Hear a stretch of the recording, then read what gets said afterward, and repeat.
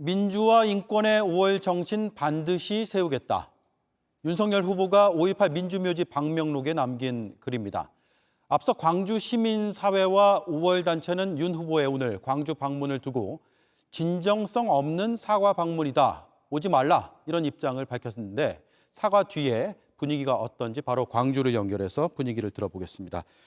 자, 조진태 5.18 기념재단 상임 이사님 나와 계시죠?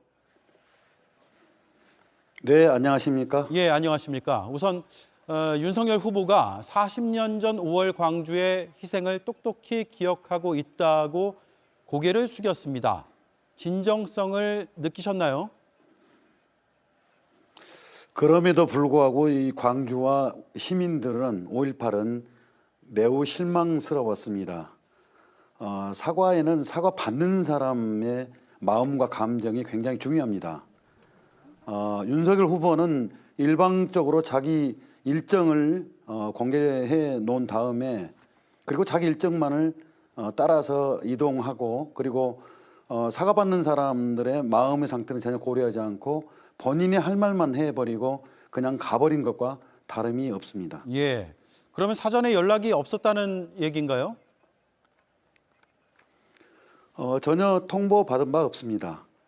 5.18 기념재단과 5월 단체 그리고 광주 시민들은 윤석열 후보가 오기 전에 사과하러 오기 전에 광주에 오기 전에 어떻게 사과를 할 것인지에 대해서 그리고 어떤 내용으로 사과를 표명할 것인지에 대해서 먼저 입장을 밝혀줄 것을 요청을 했었습니다. 예. 그런데 어떤 답변도 없었고 어떤 제안도 받은 바가 없었던 것입니다. 그렇군요. 5월 어머니들이 끝내 참배를 허락하지 않았습니다. 어떤 사과도 받아들일 수가 없다는 의지를 보인 건데 이분들은 특히 어떤 부분에서 마음을 열 수가 없었다고 봐야 할까요? 윤석열 후보의 진심 어린 마음입니다. 제가 이런 내용으로 이런 방법으로 사과드리겠습니다. 그러니까 제 사과의 마음을 받아주십시오. 손을 잡아주십시오. 라고 하는 이런 진심 어린 마음이 필요했던 거지요. 그런데 후보께서는 5월 어머니들의 이런 마음을 어떤 측면에서는 매우 매몰차게 손을 내쳐버린 것과 다름이 없습니다. 그렇기 때문에 5월 어머니들은 마음으로부터 그 사과를 받아들이기 힘들었던 것이죠. 네, 결국 진정성의 문제로 돌아가는데 윤 후보가 진짜 용서를 바란다면 최소한 2가지를 약속해달라는 입장을 밝히시기도 했습니다. 하나는 5.18 민주화 운동을 헌법 전문에 넣는 거고요. 또 하나는 당내에서 5.18을 왜곡 폄훼한 인사를 청산해달라는 건데 이 2가지 문제를 진정성을 판단하는 기준으로 삼은 이유가 뭘까요?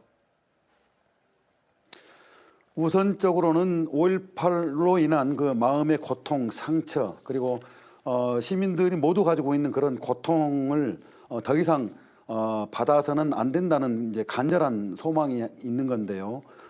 그런 마음이 헌법 전문에 담김으로써 말하자면 국민 모두들이 보편적 가치로 자기화할 수 있는 그런 우선순위로 놓을 수 있는 그런 가치 규범이 됨으로써 이제는 비로소 5.18 정신이 대한민국 국가 공동체, 대한민국 국민 모두의 일상적인 어떤 가치로 되겠구나라고 하는 그런 제도적 부분에 있어서의 요청사항이고요. 예. 바로 그런 측면이 훨씬 중요하게 여겨지는 대목입니다.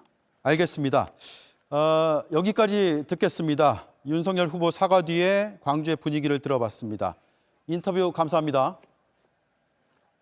네, 고맙습니다. 예, 조진태 5.18 기념재단 상임이사였습니다.